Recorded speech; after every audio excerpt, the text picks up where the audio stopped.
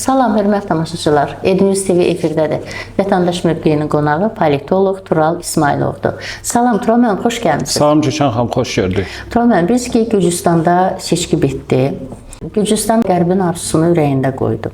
Amma bu seçkini bir çox Qərb dövlətləri tanımadı.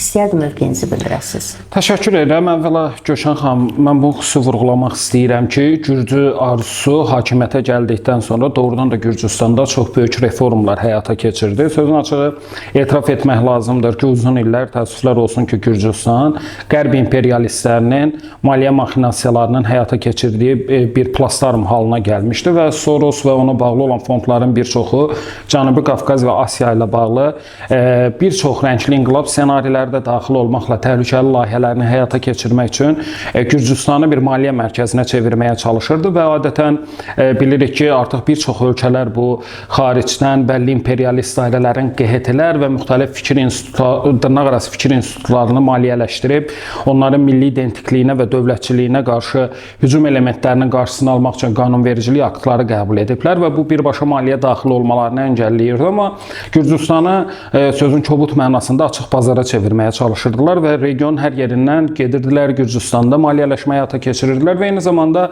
yəni balaca bir ölkə üçün sayısız və çoxlu sayda ABŞ mənşəli, Norveç mənşəli, Qərb mənşəli və vətəndaş cəmiyyəti institutu adı altında gizlənən bir sıra təşkilatlar var idi və təbii ki, Kobaxidze hakimiyyətindən sonra özəlliklə bunu vurğulamaq istəyirəm ki, Gürcüstan vətənpərvərləri tamamilə müstəqil, dövlətçi siyasi qərarlar almağa başladılar və onlar haqlı idi. Doğrudan da bugün Gürcüstanda Gürcü milli mentalitetinə uyğun olmayan, Qafqazın etnik, kültürel dəyərləri ilə uyğun gəlməyən müxtəlif ideologiyalar adı altında layihələri maliyyələşdirməyə çalışırdılar. Açığı bu bilinən bir məsələdir ki, özəlliklə 2005-ci ildən sonraki dövrdə dünyanı qarışdırmaq və xaos yaratmaq istəyən bəlli Qərb beyin mərkəzlərinin siyasi taktikaları da dəyişibdi. Məsələn, onlar daha əvvəl müxtəlif müxalif partiyaları, təşkilatları maliyyələşdirirdilərsə, sonraki dövrlərdə planı daha da təhlükəli etdilər və bu dəfə bir B planını ortaya qoydular ki, əvvəlcə milli düşüncəni dağıdaq, gəncləri öz dəyərlərindən uzaqlaşdıraq və biz bilirik ki, qondarma və uydurma, feminizm maskası altında, LGBT maskası altında xalqların dəyərlərinə, milli identikliyinə qarşı hücum eləmək, gənclərin beynini pozmaq üçün müxtəlif təşkilatlar yaratdılar, maliyyə yardımları ayırdılar və təbii ki, Gürcüstan hakimiyyəti də artıq buna bir dur deməyin zamanı gəldiyini yaxşı başa düşdü və ona görə də biz bilirik ki, xarici agentlər haqqında qanun layihəsini bir neçə ay əvvəl qəbul etdilər və təbii ki, Gürcüstan bu qanun layihəsini qəbul etdikdən sonra indiyə qədər Gürcüstanın güya dırnaq içində kürəyini sığallayan, Gürcüstana biz sizə Avropa İttifaqının qapılarını açmışıq deyən, amma halbuki biz bilirik ki, reallıqda heç vaxt Gürcüstanın heç barmaq ucularının belə ora girməyinə icazə verməyəcək bir Qərb hegemoniyası var idi və Gürcüstan hakimiyyəti başa düşdü ki, heç kim Gürcüstanı Avropa İttifaqına üzv edəsi deyil. Bu gün ola bilər ki, Tiflisin küçələrində Gürcüstan bayrağının yanında mavi və sarı ulduzlu Avropa Birliyi bayrağı fotolarda görüntü üçün çəkilə bilər, amma reallıqda biz görürük də, yəni viza məsələsində hansısa bir addımlar atdılar tutaq ki, amma Gürcüstan nə zaman oraya inteqrasiya olunmaq üçün həqiqətən də səmimi şəkildə dəvət edildi və yaxud da bugün Qərb təsisatları doğrudan da Gürcüstanın ərazisindəki separatçılıq problemini hansı formada həll edə bilər ki? Bu aydın olan bir şeydir. Biz bunu Gürcüstanda da gördük, Maydan senarisində də gördük. Bu təhlükəli planları bizim ölkəmizə qarşı da həyata keçirməyə çalışırdılar, amma Azərbaycan xalqının Azərbaycan dövləti ilə vəhdəti və cənab prezidentin böyük strateji qərarları nəticəsində əlbəttə ki, Azərbaycanda bu xain rəngli inqilab fabrikalarının uydurduğu dırnaqarası ssenarilər gerçəkləşmədi. Bunu Gürcüstana transformasiya eləmək istəyirdilər, amma o xarici agentlər haqqında qanun layihəsi çox böyük o xain şəbəkələrə zərbə vurdu və biz gördük ki, günlərlə Gürcüstanın daxilində Gürcüstanın aldığı qərarlara hörmətsizlik nümayiş etdirdilər və bu gün Gürcüstanı sanksiyalarla, hansısa uydurma böhtanlarla hədələməyə çalışırlar və yəni vicdansızlığın və qeyri-insaniliyin ən böyük təcəssümünü biz qərb siyasi təşkilatlarında görürük. Amerika Birləşmiş Ştatlarında da buna uyğun bir qanun var. Məsələn, gedib hansısa bir ölkə ABŞ-ın daxilində bir QHT-nin 90% maliyyəsini üzərinə götürə bilər və ABŞ ərazisində ABŞ-ın dövlətçiliyinin və yaxud da ABŞ-ın özünün o milli sütunlarının əleyhinə fəaliyyət göstərə bilər mi? Əsla.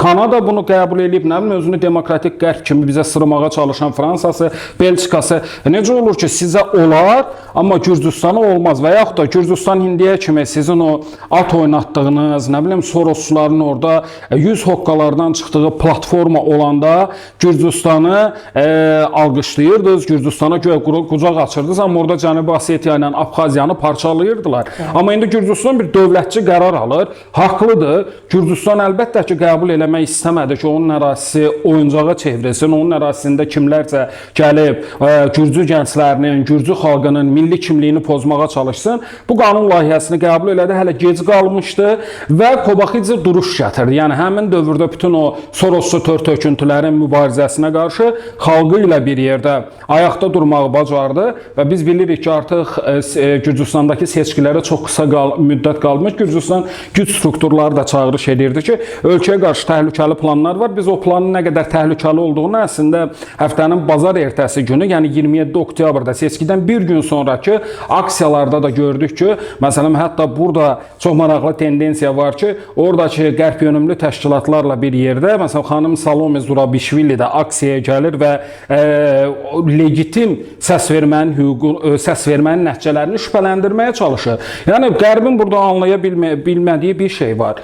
Qardaş, demokratik bir seçki keçirilibdir. Nəticədə Kobaxidze qələbə qazanıb, o hökumət, yəni Gürcü arzusu qələbə qazanıb və sən Gürcü xalqının səs vermə hüququnu tanımalısan, hörmət etməlisən. Bir daha Gürcüstandakı senarilər bizə aydın şəkildə nümayiş etdirir ki, qərb üçün demokratiya və insan hüquqları sadəcə olaraq bir çöp parçasıdır. Onlar bunu manipulyasiya vasitəsi kimi istifadə edirlər və bu gün həqiqətən də doğrudan demokratik dəyərlərə hörmət edilsəydi, Gürcüstandakı seçki nəticələri ilə bağlı Kanadadan tutun da, nə bilim, bir çox Avropa dövlətlərinin absurd və gülməli bəyanatlarına biz şahidlik etməzdik. Hər halda mən Gürcüstan xalqını təbrik edirəm. Özəlliklə bilirsiniz ki, bu prosesdə Gürcüstanda yaşayan bizim Azərbaycanlı soydaşlarımız da kifayət qədər fəal oldular. Gürcü parlamentində bizim yenə soydaşlarımız təmsil olunacaqlar və Gürcüstan xarici agentlər haqqında qanun layihəsi, sonra Gürcüstana qarşı çevrilən bütün xain planları pozdu. Onsuz da Azərbaycan Cənubi Qafqazda bu imperializmə qarşı müqavimətin bir obrazını yaratmışdı və bugün Gürcüstan da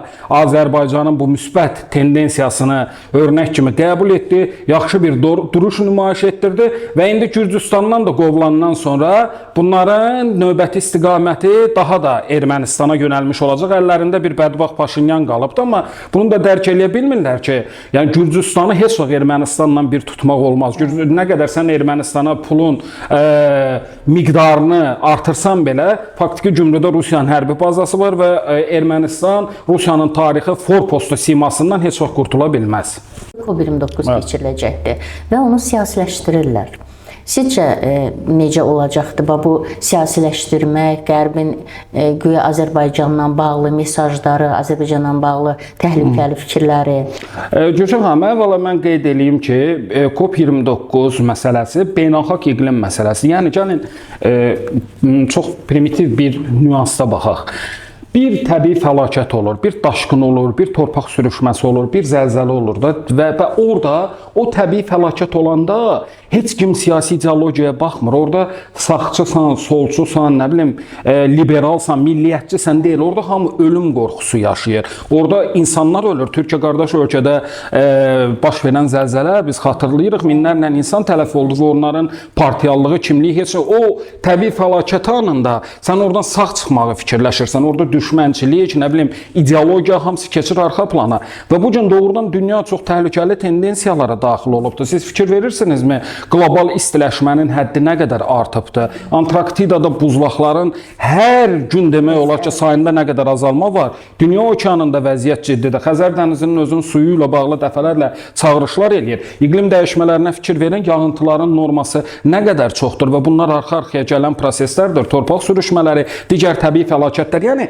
təbii fəlakət qlobal yer kürəsi ilə bağlı məsuliyyət bizim üçün birinci məsələ olmalıdır. Ona görə də COP29 siyasi tədbirdən daha çox bütün dünyanı narahat etməli bir məsələnin müzakirə olunduğu platformadır. Baxın, milyardlarla dollar ətraf mühitlə bağlı pul ayrılıbdır BMT tərəfindən. O maliyyənin hara getdiyini heç kim bilmir. Yəni o qərb dövlətləri tutublar əllərində və ilk dəfə Bakıdakı COP29-da çağırış ediləcək kasıb ölkələrə, Afrikaya, diqqətdən kənar qalan yerlərə diqqət göstərmək lazımdır. Yəni sabah yer kürəsi olmasa, bizim siyasi mübarizə və yaxud da bizim öz ideoloji fikirlərimizi qoyacaq bir platforma qalmayacaq. Axı o daha çox o elmi fantastik filmlərdə var, bütün dünya və bütün insana. Ya bunun elmi fantastika gələcəyin reallığıdır və doğrudan da bütün insanlığı qorumaq üçün iqlim məsələsində hamı həssas olmalıdır. Azərbaycan da bir platforma qoyub və COP29-a dünyanın bütün ölkələrindən hər kəs gələcək. İndi müzakirə olunmalı məsələlər qalıb arxa planda. Bunlar qorxurlar ki,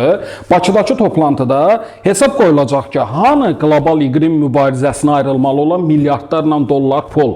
Qərb ölkələri o pulu hara xərcləyib? Hardadır o pullar? Eyni zamanda COP29 məsələsi bu Azərbaycanın qlobal təşəbbüsüdür. Azərbaycan yaşıl dünya naminə həmrəylik ilə bu il Azərbaycan prezidenti tərəfindən qəbul edilibdir. Azərbaycan bütün dünyada alternativ enerjinin təşviq edilməyi üzrə bir örnək ölkə halına gəlibdir. Ənənəvi neft qaz ölkələrinin hamısında indiyə qədər COP-lar keçirilib. Keçən il keçirilən Birləşmiş COP28-in keçirildiyi Birləşmiş Ərəb Əmirlikləri də neft qaz ölkəsidir. Ondan əvvəl gələn il Braziliyada da keçiriləcək bu tədbir. Yəni bu gün COP29-u manipulyasiyaya məruz qoymaq absurd bir şeydir və prezidentin köməkçisi hörmətli Hikmət Hacıyev həm Newsweek-də dərc olunan fikirlərində, həm də bir çox beynəlxalq platformalarda bunu açıq-aydın vurğuladı ki, COP ənənəvi neft qaz ölkələrində keçirilib və bu gün Azərbaycanın təkcə neft qaz potensialı yox, alternativ enerji potensialı bütün coğrafiyalardan marağa səbəb olub. Baxın, artıq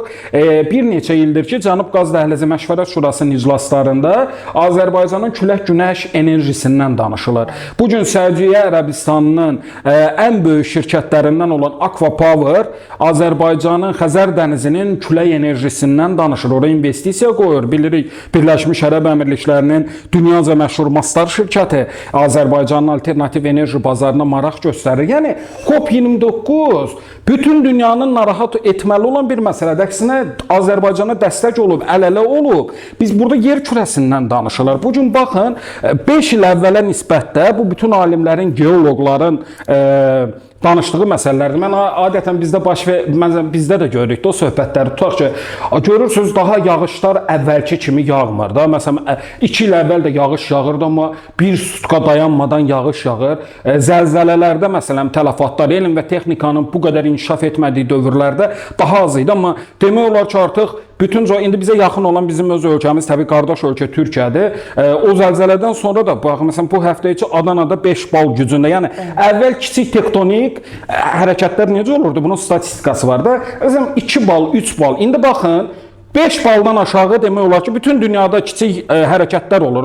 Artıq 5 balı ki, niyə? Bu nəyin yağıntılarını, bu onu göstərir ki, doğrudan da iqlimlə bağlı həyəcan siqnalı çalınmalıdır. Və burada siyasət kənara, çünki yer kürəsi hamının da, yer kürəsi Amerikalılarındır, yer kürəsi Azərbaycanlılarındır, bəli.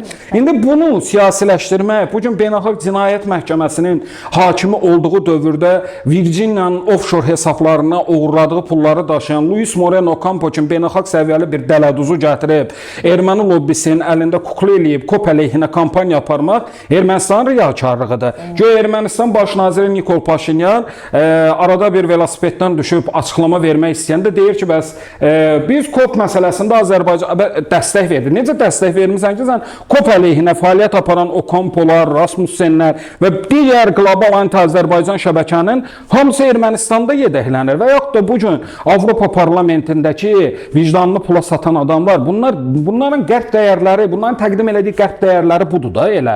Yəni biz bilmirikmi ki, Natalya Luazo, hansı ki Avropa parlamentinin Cənub Qafqaz üzrə indi vəzifə də veriblər ona, oturdu burada 2 dənə xaricə qaçıb vətəninə, millətinə düşmən olan, əxlaqdan bir xəbər adam və onların uydurmalarını, böhtanlarını Avropa parlamenti kimi bir qurumda siyasi bir sənət kimi qəbul edir və açıqlama verir ki, biz dırnaq arası hesabat hazırlayanda onların fikri COP gəlir, COP-a çox az bir müddət ehtiyat qalıb. Bunlar riyakarlığına bax. Durub Azərbaycan əleyhinə Avropa Parlamenti qətnamə çağırış eləyir.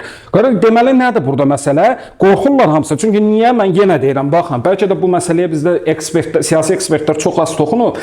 Təbii ki, burada erməni lobbisi, burada anti-Azərbaycan şəbəkə, amma əmin olun ki, onlar qorxurlar COP-da. Çünki o məsələ qalxacaq ki, hanı iqlim böhranlarının həll edilməsinə ayrılan milyardlarla dollar pul.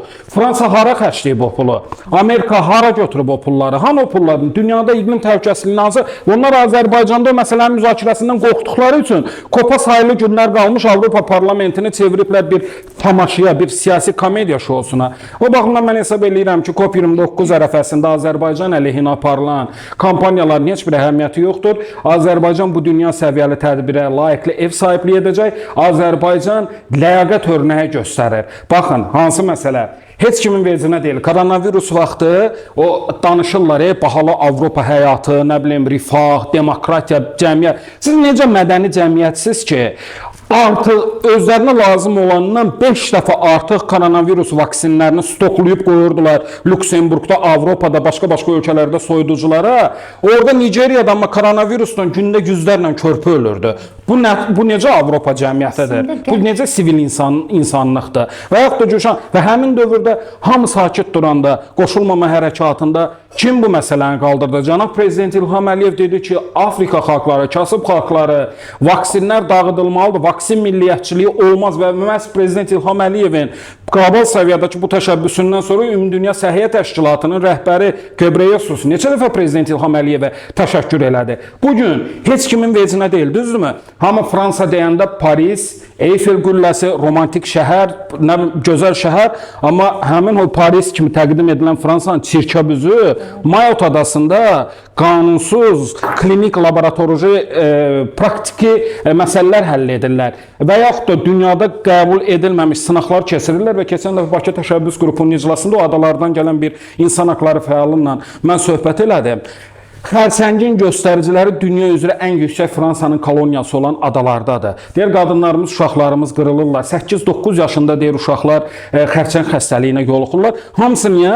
Fransanın öz ərazisində eləmədiyi radiasiya, təhlükəli sınaqları həmin o kiçik adalarda eləyirlər. Budur sizin insanlığınız. Mayotlarda hansı oqqalardan çıxırlar, Yeni Kaledoniyada hansı oqqalardan çıxırlar. 21-ci əsrdə xeyr ola Fransa koloniya saxlamalıdır. Ona görə mən hesab eləyirəm ki, bugün qərb mediası da bu yalanın, informasiya təxribatının bir maskasına çevrilibdir. Avropa bizə təqdim edilən gəlişi gözəl Avropa deyil. Bugün əgər müstəmləkəçiliyə göz yumulursa, bugün Bakıda baxın, o insan haqları fəalları gəlirlər, Azərbaycana təşəkkür eləyirlər ki, bizim səsimizi birdən Azərbaycandır, bütün platformalarda qaldırır. O baxımdan mən hesab eləyirəm ki, nə o müstəmləkəçilərin, nə o imperialistlərin, eyni zamanda ədalət və vicdan hissindən bir xəbər olan adamların Azərbaycan haqqında danışmağa heç bir mənəvi haqları yoxdur. Qoy COP29 əleyhinə fəaliyyətlərini davam eləsinlər. Mən burada artıq siyasi bir cümlə ilə deyil, bizim gözəl bir məsəlimizlə buna cavab vermək istəyirəm ki, itürər karvan keçər.